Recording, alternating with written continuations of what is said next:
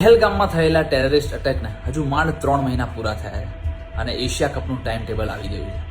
Gas vote, India અને પાકિસ્તાન આ બંને ટીમોને એક જ ગ્રુપમાં રાખવામાં આવી છે. ભલે મોદી સાહેબ કહેતા હોય કે પાણી અને ખૂન આ બંને એક સાથે ના વહી શકે, ભલે આપણી ગવર્મેન્ટ કહેતી હોય કે ટેરર અને ટોક આ બંને એક સાથે પાકિસ્તાન સામે ના થઈ શકે. ઇનફેક્ટ આપણી ઇન્ડિયન આર્મી પણ હજુ સુધી કહે છે કે ઓપરેશન સિંદૂર હજુ પણ ઓન ગોઈંગ જ છે.